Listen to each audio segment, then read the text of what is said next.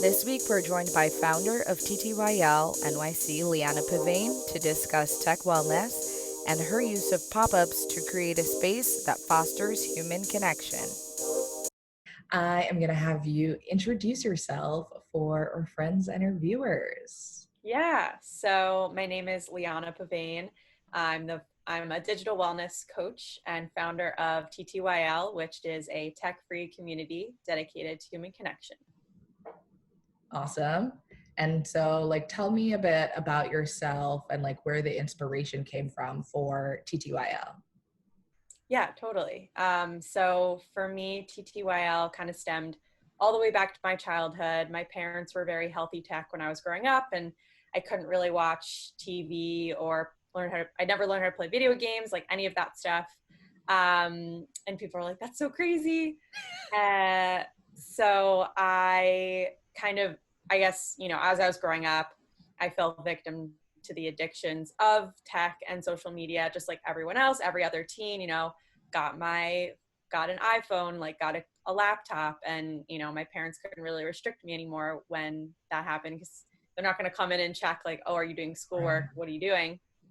I watched a lot of TV in high school till like really early in the morning. It was bad.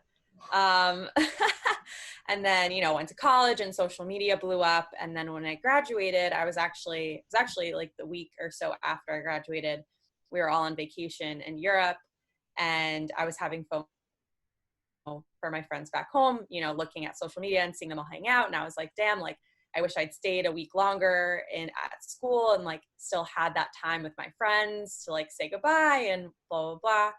But then I was like, this is ridiculous. I wish things were just back when I was a kid, and like simplicity and like bringing friends over and having a game night, or, just like gossiping and like just all that fun stuff that you used to do. So that kind of, this idea, very much a seed at the time, developed in my brain. And, a year or so later, I launched my website and then started hosting events last January. So yeah. Awesome. Was there, did you have any big push to urge you to launch an event, or you were just craving that kind of different socialization that you used to enjoy while you went to that first event? Or you're just planning it little by little stages and you're just all right, we're ready, we're gonna go. Yeah. So the original idea actually was to open up like a full-time space. And that's kind of what I had in my mind. I was like, oh, this should be like, a board game cafe, but kind of more like a speakeasy. And that was originally like what I thought. So I went like the raising money route and was like trying to get people interested. And healthy tech was like very new, even like 2 or 3 years ago. And people didn't really, there was no term, like digital wellness didn't really exist. It definitely wasn't a popular thing to like take a digital detox or anything like that. But I went on my own journey with that, and like was delving into research and like did my own digital detox, and I felt so great, told all my friends about it. And then my friends were actually the ones who were like, we know that you're trying to launch this whole thing and like build this space. That's a lot of work. Like maybe you should start smaller and start with like a pop-up and just like see how people respond to the idea of being off their phones and like playing games and coloring in Play-Doh. So I was like, you're right. So that's how the initial, like the pop-up concept kind of started. And then it was such a success that I was like, well, maybe I should just do this, because then I don't have to like go down the whole raising money route. I can still do other things with my life. And like, eventually maybe this will become a full-time thing in some capacity. But the pop-up world has obviously been such a big thing. And really there's such a, like, it's such a niche in New York City. And I think a lot Yes. of people have been tapping into it. So I wanted to just like jump on that train. Okay, that's awesome. Yeah, I know sometimes you have the big idea and you just want to the big idea is there, so going for the store, going for this permanent shop, setting stuff up. And then it's nice that you had supportive friends that were here for you and about it, and they're just like, hey, we know this is what you want, but Like you can take these steps and like still get to like the goal differently. So it's Yeah. really awesome of them. Good for Yeah, you. they're good. They're good people. So what has your like entrepreneurship journey been like? Not necessarily the steady 9 to 5, Yeah, going that route with totally. all the responsibilities and everything. Yeah, it's definitely been interesting. I mean, I've learned so much from being a businesswoman, and being a woman in business in itself is its own animal. So kind of combining the two, I've learned a lot. I've definitely, like, speaking on the, being a woman side of things, like I've definitely had a lot of men try to give their opinions and try and like say like, oh, this is how you should be doing things, and like blah blah blah, you should do this, take my advice. And I'm like, that's not really what I'm going for though. Right.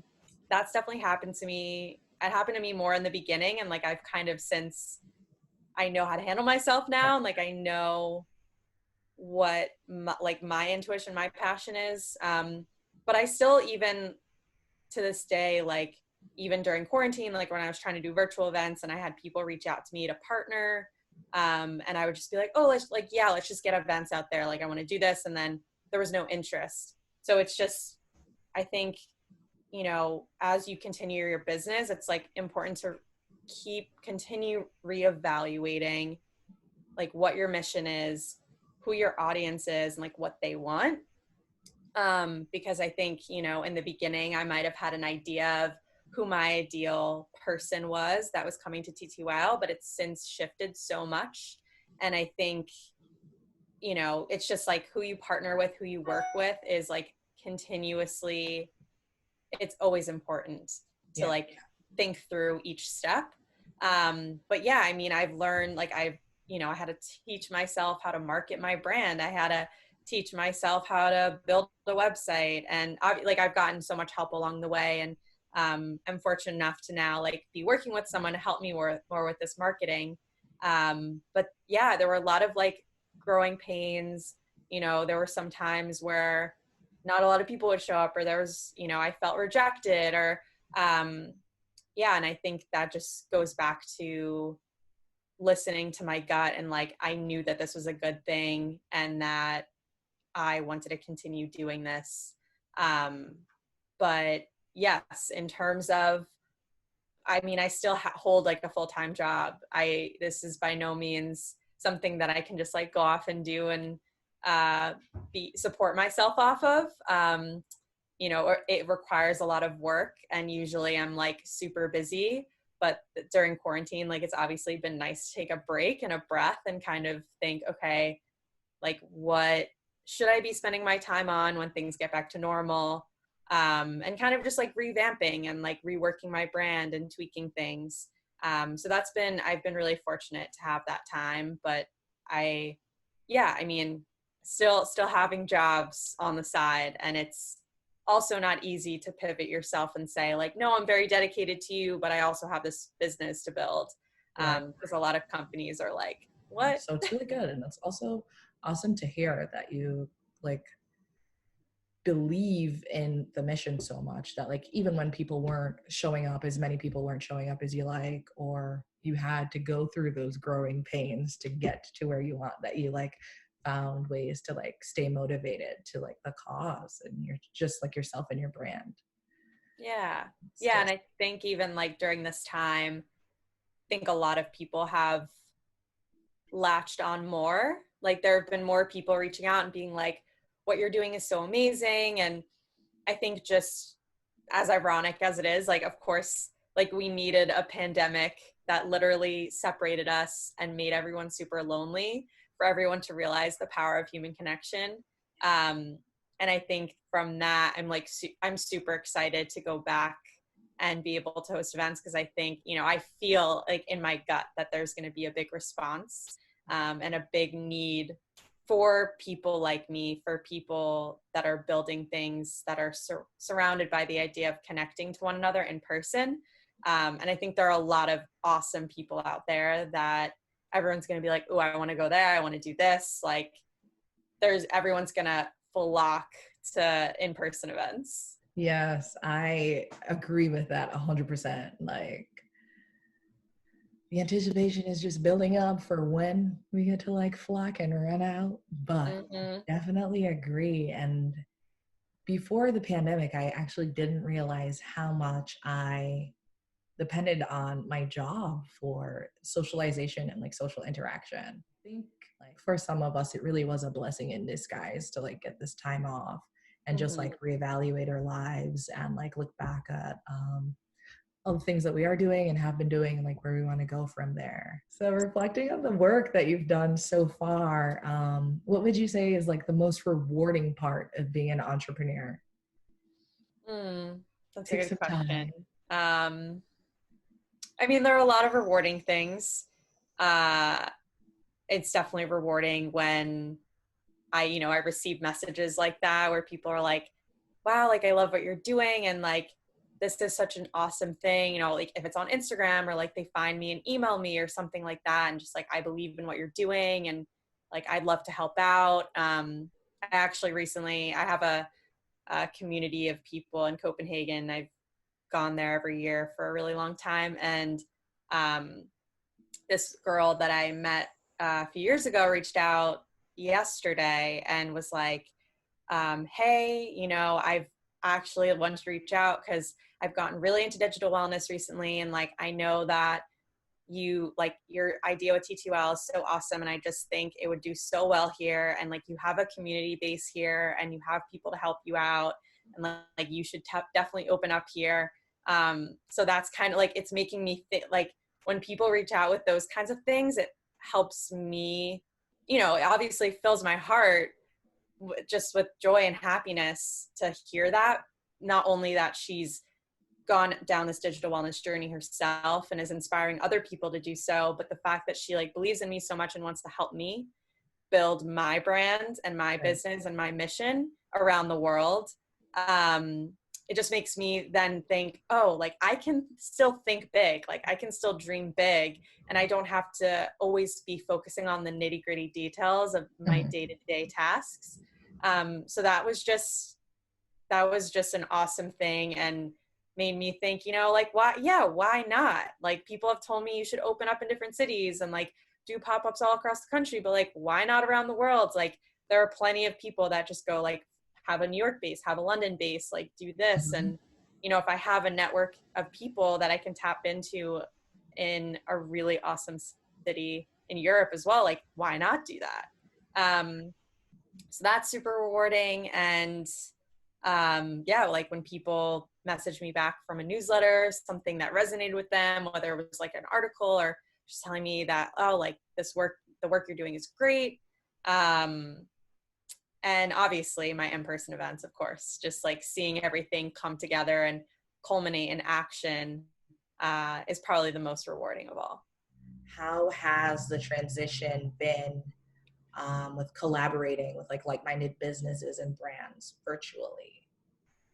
Yeah, that is a great question. So yeah, initially I've thought of, I had events planned already. So I was kind of like, all right, well, let's bring them to the virtual world.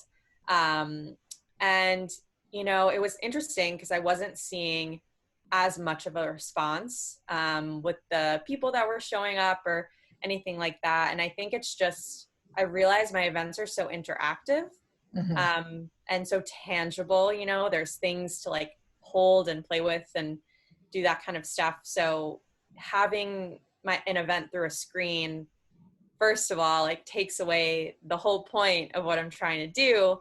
But also, if people don't have something to do on the other end, I think it just made it very impersonal, and like them just listening to a leader, like the person who's speaking, or the partner for the event, and it just didn't feel aligned to like what I was doing. So I kind of took a pause on that and started doing more workshops, like tapping into other communities and teaching them about I would do one on like productivity and play and talking about mindful routines and like healthy habits and things like that.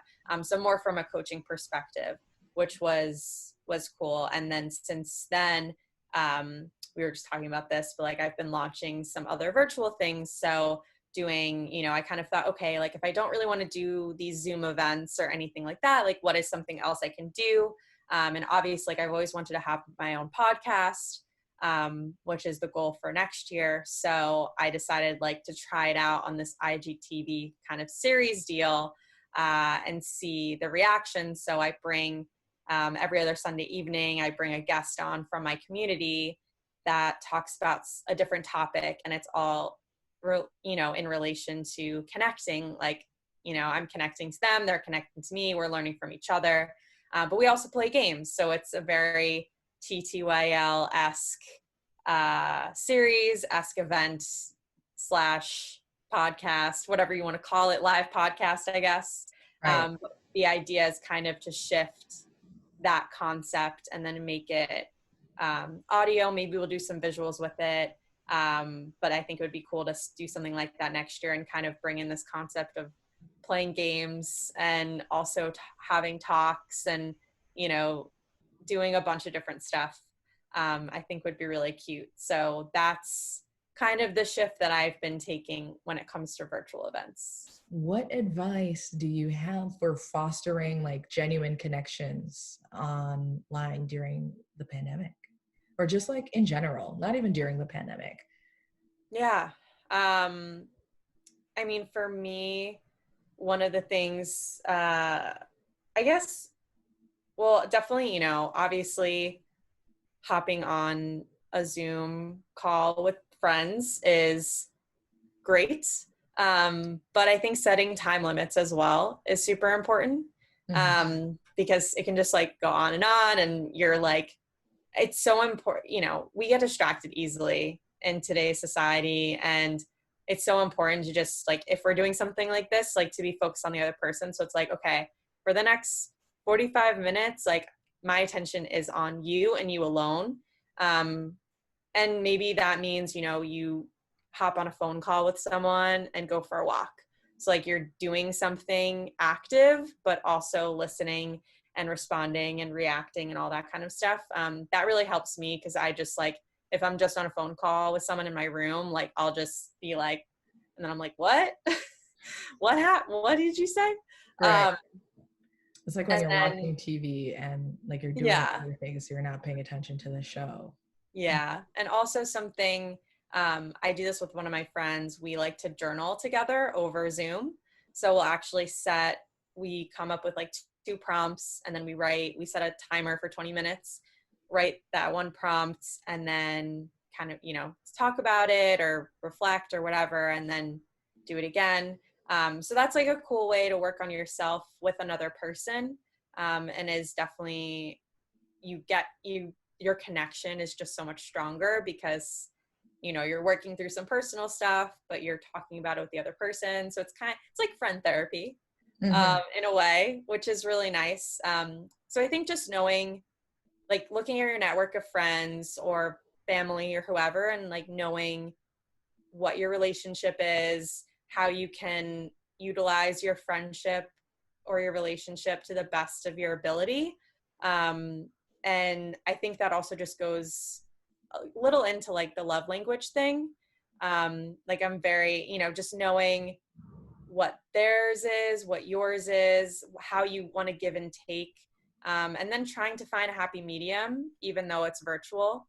And maybe it is like playing something like House Party, maybe you have 4 friends that are like the party ones, and you just want to be like, let's just do something fun and silly. And like, that's your way of keeping in touch with them, versus, obviously with the friend that I journal with, that's like a much deeper, meaningful connection, but that doesn't mean that the other forms of connection are less so. It's just, you use them for different reasons. And like, one night you're like in the mood for that kind of thing. One night you're in the mood for, a deeper conversation, and having people to have both is a nice balance. Did you like have to find like new ways to engage with your audience, or just what you have been doing in the past is working?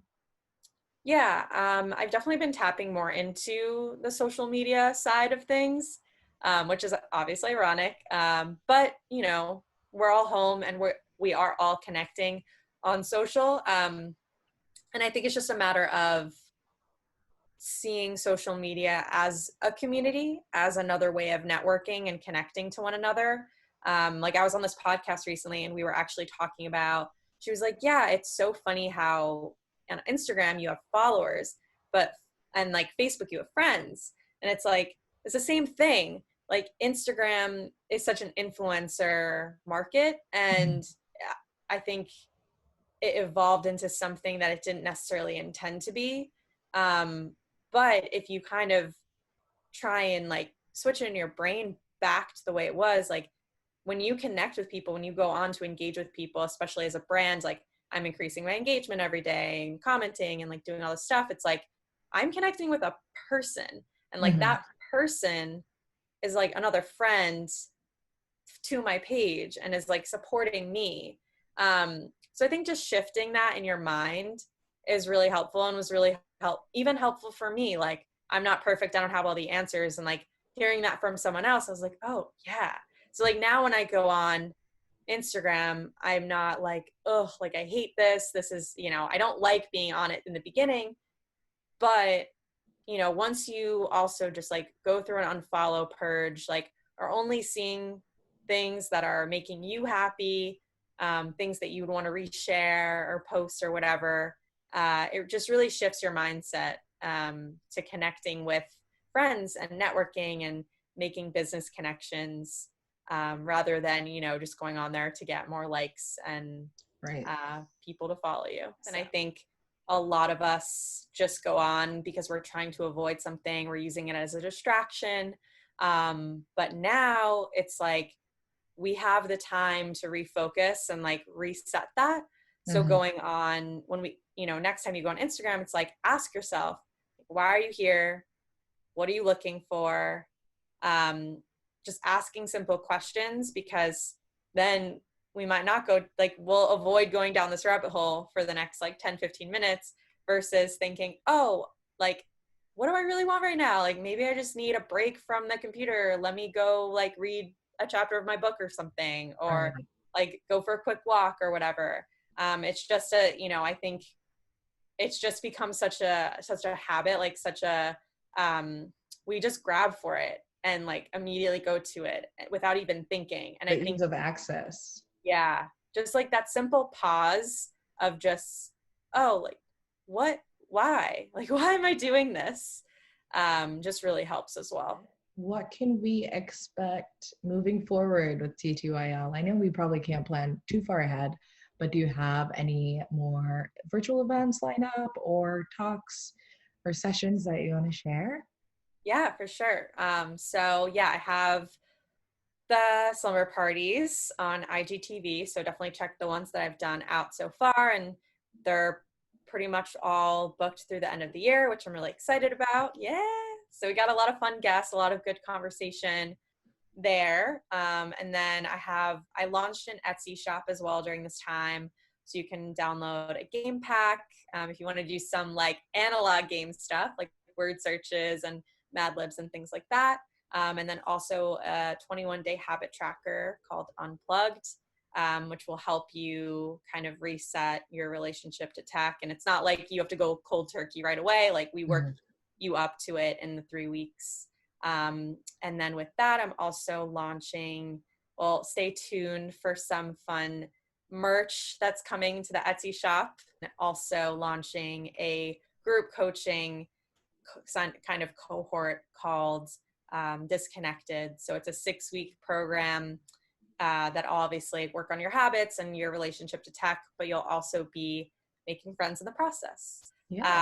So yeah, stay tuned for announcement on all of those. Lots of things happening. So yeah, kind of shifting more to like less virtual events kind of, and more of just the fun and the helping people with their relationship kind of stuff. For updates on events and new developments, as well as the Etsy shop, visit Liana online at ttylnyc.com and Instagram at ttylnyc. You can also email her at lianapavane@ttylnyc.com.